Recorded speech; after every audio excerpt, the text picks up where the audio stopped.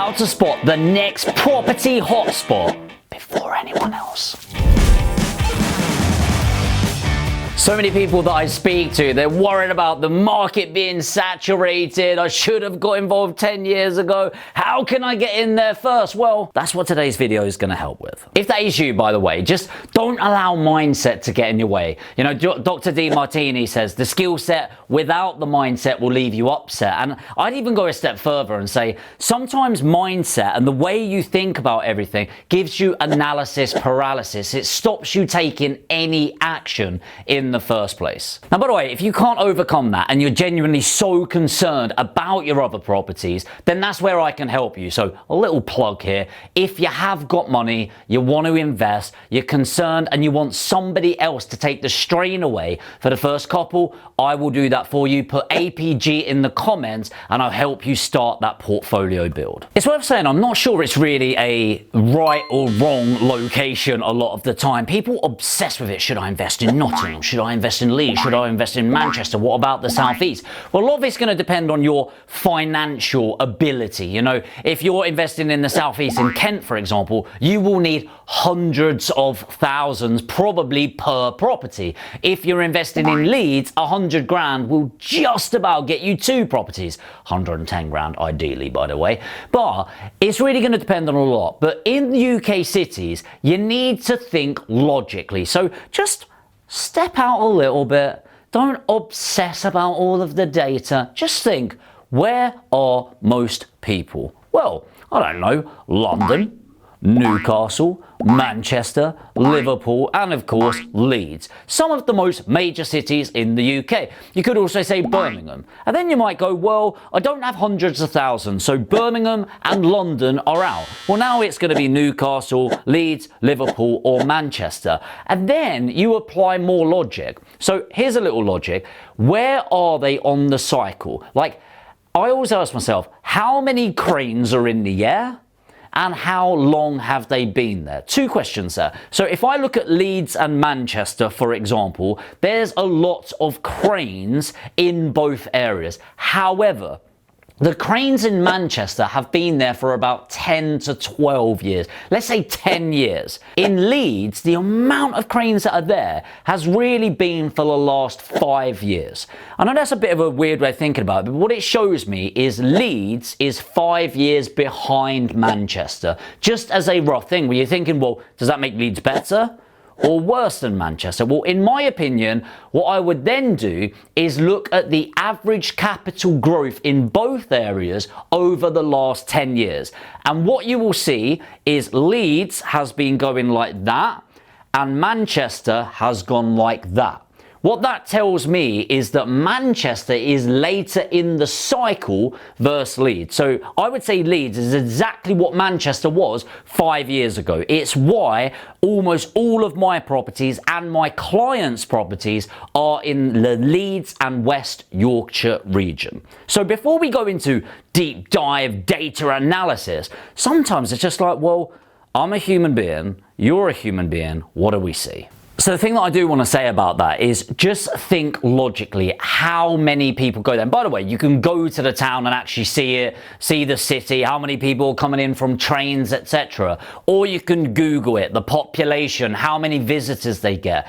The more people there are in an area, the more money you will make. It should be fairly simple, but basic supply and demand economics. If you go into a small village, then yeah, it might be nice, but what's the rental market going to be like? What's the purchase market?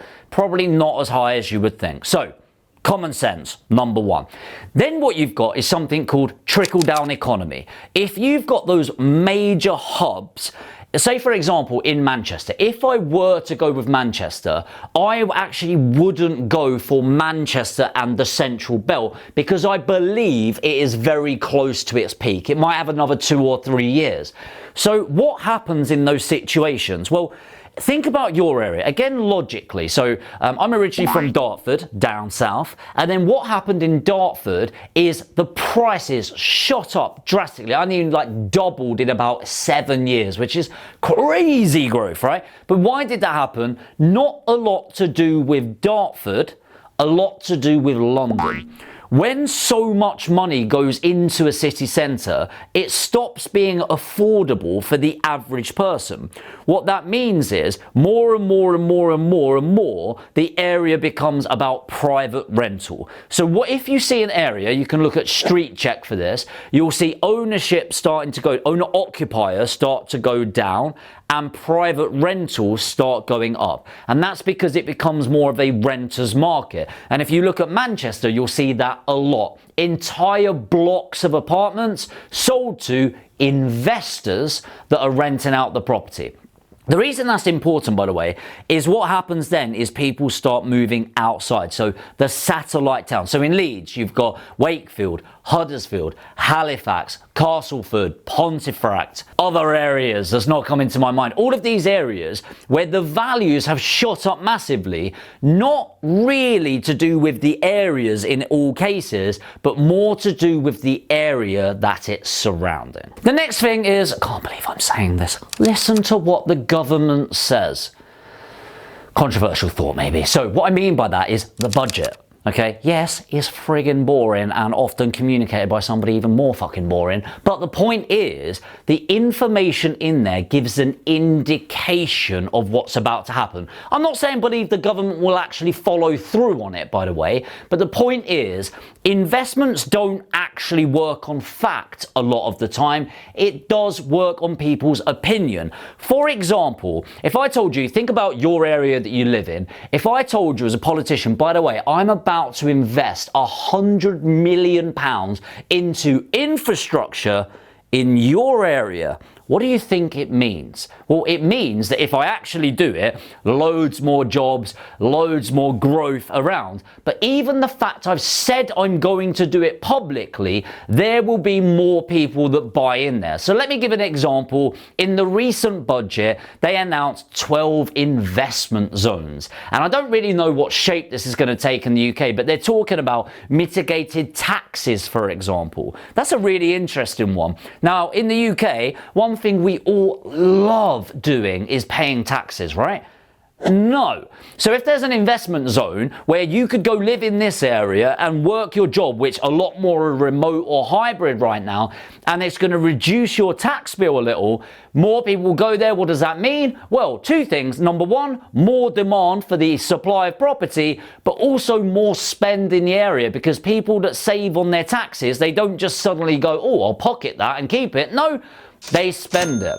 So the development will go up, okay? So it's looking and listening to the government. Linked with that, look into regeneration zones. So this is often on your local website. You can Google Leeds development plans or Wakefield development plans, Dartford development plans. Go on the government website and there's something called a SHLAA, S-H-L-A-A. I might be spelling that incorrectly, but just have a look. It's an incredibly boring document, but it's going to tell you two things, okay? It's going to tell you the development plans of the council, the local council in the area, and where they're at in terms of fulfilling that, which is good if you're a developer, by the way, as well. But also it tells you what's going on. For example, and you wouldn't know this just by walking around the area, I talk about the South Bank development quite a lot. So in Leeds, the South Bank development, which, by the way, 10 years ago, shithole. 5 years ago, still a bit rough. Nowadays, amazing investment area. If you can get something there, snap it up. 70 grand properties are now 120 grand. Where do you think they're going to be in 5 years' time?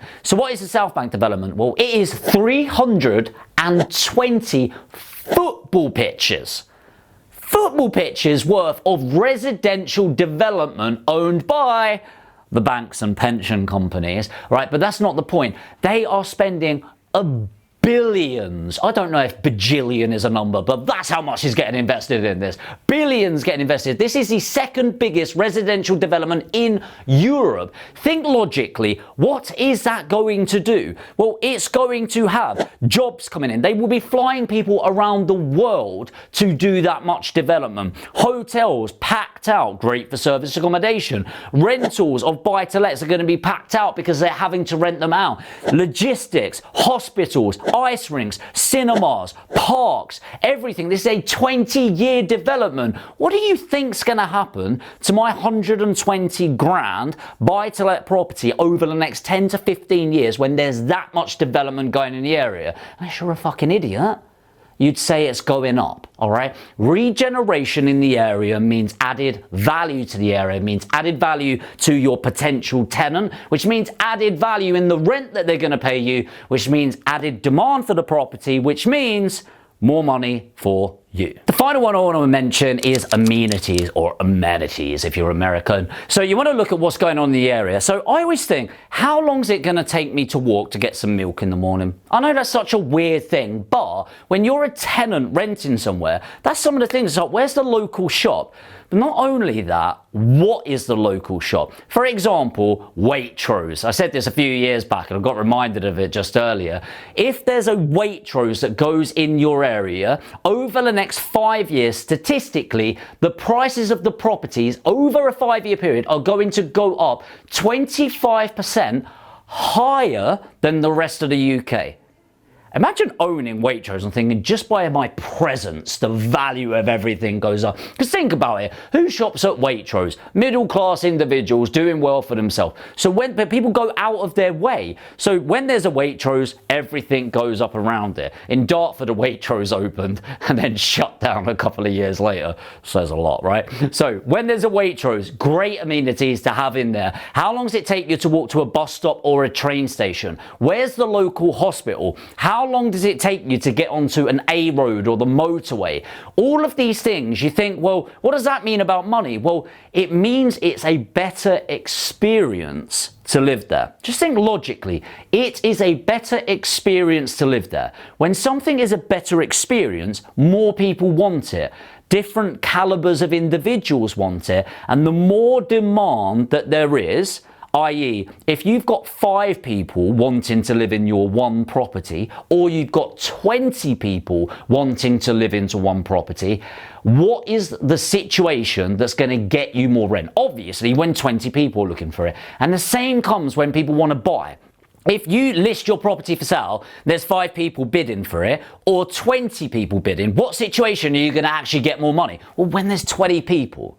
Now, all of this is fairly obvious when it's said out loud, but these are the things you don't think about, but you very much need to. That's it from me today, guys. Hopefully you got massive value from this video, both from the numbers side and just the logic side of investing in property. Let me know if there's something you look out for when you're going into buying a property and how you pick your hotspots in the comments. I'll try to reply to as many as possible. As I said, if you really do want to invest, but just your mindset's getting in the way, maybe the risk is there, your lack of knowledge, just put APG in the comments. We'll have a one-to-one strategy call and see if I can help you build that portfolio through Aspire Property Group. As I said, APG in the comments. If you're new to the channel and you want to watch more videos, it will help out tremendously if you hit the subscribe and the notification bell, and make sure you destroy the like button on the way to your next video.